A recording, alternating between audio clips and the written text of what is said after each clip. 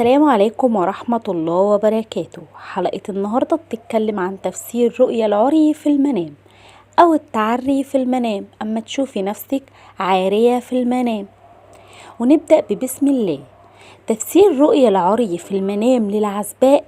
العري في حلم العزباء له دلالات كثيرة، فقد يكون خشية من العزباء على أخلاقها وخلقها الكريم وأصلها الطيب، أو هو توتر وقلق من فضيحة أو أثر، أو هو ينظر بالهموم والمتاعب، أو هو أيضا دلالة على الرغبة في التحرر والتخلص من القيود والضغوط. ورؤية أيضا العزباء إنها عارية في المنام وعورتها ظاهرة، فقد يكون هذا دليل على الرزق الوفير والبركة في الأموال. أما تفسير رؤية العري للمتزوجة في الحلم، أما عن رؤية المرأة المتزوجة لنفسها عارية في الحلم، فذلك يشير إلى الخاشية أو الخوف على نفسها من الآخرين، وذلك إذا رأت نفسها عارية في طريق على سبيل المثال، كما إن جسد المرأة المتزوجة دلالة على بيتها وحياتها وعيلتها. فإذا رأت نفسها عارية فذلك يشير إلى وجود أشخاص متطفلين عليها وعلى بيتها، وهنا تكون رسالة لها بالحرص عليها وعلى أولادها وعلى زوجها، والمحافظة عليها وكتم الأسرار عن أقرب الناس إليها. أما تفسير رؤية العري للحامل، وتختلف رؤية العري في الحلم للمرأة الحامل عن المتزوجة، حيث تعد من الدلالات المحمودة والتي تشير بقرب زوال المتاعب ونهاية الألم وقرب موعد الولادة، وعليه تكون رسالة لتجهيز نفسها للولادة، وإنها ستكون ولادة سهلة وطبيعية بإذن الله. أما إذا شخص ما رأى شخص عاري في المنام، إذا رأى الرائي في نومه شخص مريض عاري فذلك يبشر بشفائه. أما إذا كان هذا الشخص غنيا وميسور الحال فتذكر بخسارة وفقر.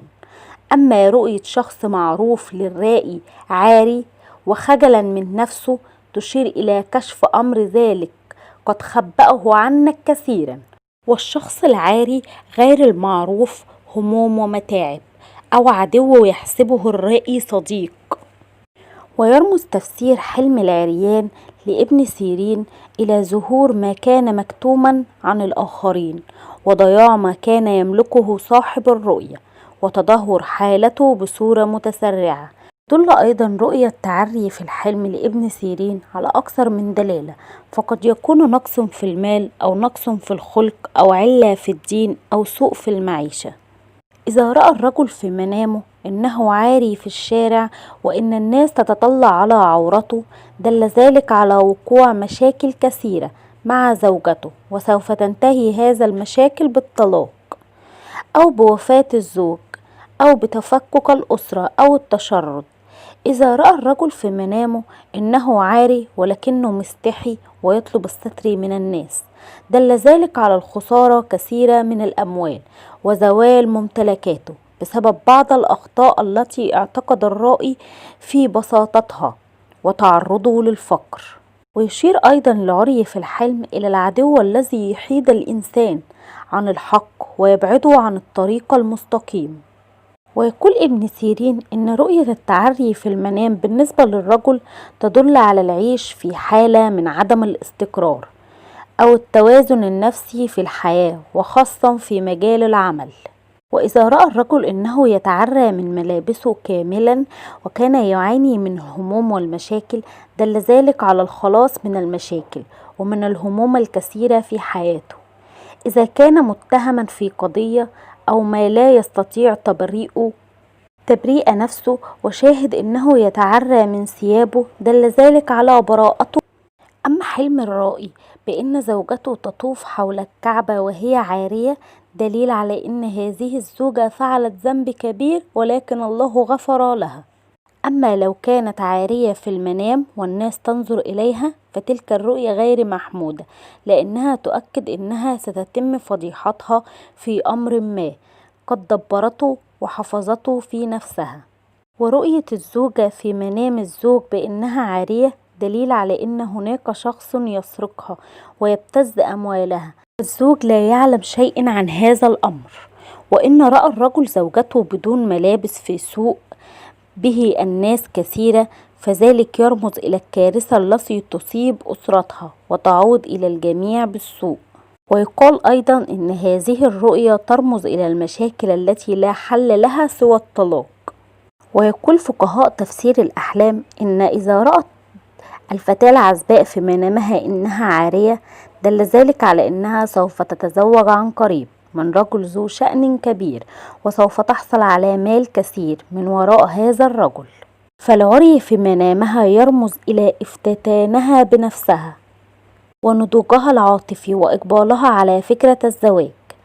إذا رأت إنها تقوم بالتعري أمام الناس، دل ذلك على إنها ترتكب أفعال محرمة وسوف يكتشف أمرها. وحسب تفسير ابن سيرين، عري العزباء في حلمها دليل على زواجها من شاب ذو منصب ومكانة، وستحصل من خلاله على الكثير من الأموال.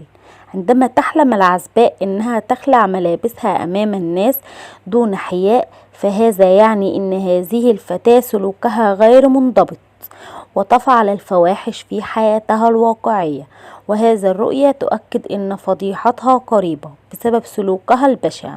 وقال أيضا ابن سيرين إن العزباء لو رأت إن هناك شخص في حلمها يتعمد أن يخلع ملابسها من عليها حتى ظهرت عارية أمام الناس، فهذا دليل على إن لها عدو متخفي في ثوب صديق وفي، ولكنه في الحقيقة هو أكبر عدو له، وسينال منها وستكون فضيحتها على يده.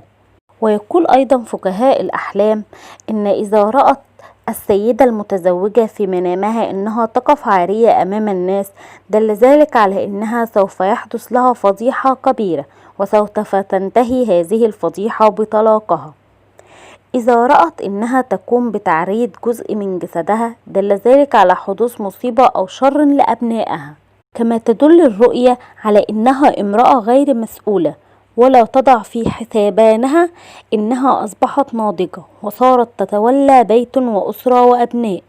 ويرمز تفسير حلم رؤية الزوجة بدون ملابس إلى الإعجاب بالنفس والتباهي أمام الآخرين وسوء الخلق وارتكاب الذنوب. أما إذا رأت السيدة المتزوجة إنها عارية في فراشها، دل ذلك على إنها لا تشعر بالأمان وتعاني كثيرا من الهموم والخلافات مع زوجها. كما تدل هذه الرؤية على عدم القدرة على تحقيق الأهداف في حياتها، وإن كانت تتعرى أمام زوجها فذلك يرمز إلى الحياة والقلق، وخصوصا إذا كانت المرأة المتزوجة حديثا. أما غير ذلك فالرؤية محمودة وتبشرها بعلاقة عاطفية ناجحة. ترمز رؤية المشي بدون ملابس للمتزوجة في منامها إلى كشف أسرار بيتها والبوح بالأموال الشخصية، وخاصة والتي من غير معقول. وتفسير أيضا العري للمطلقة، تدل رؤية العري في منامها على التفكير بشكل شهواني أو الميل نحو التفكير في الزواج. وإن رأت إنها سعيدة وكانت تتعرى بهذه، يشير إلى التخلص من الماضي بكل آثاره المؤلمة والبدء في النظر نحو المستقبل. وإذا كانت المرأة مريضة فهذه الرؤية تبشرها بزوال المرض وانتهاء المشاكل والأزمات من حياتها. وقد يكون العري في منامها إشارة إلى التقصير في العبادات وكثرة الذنوب التي ترتكبها، والشعور باليأس والتخبط والعجز عن التفكير بشكل سليم. وكده تكون خلصت حلقتنا النهاردة عن تفسير رؤية التعري في المنام.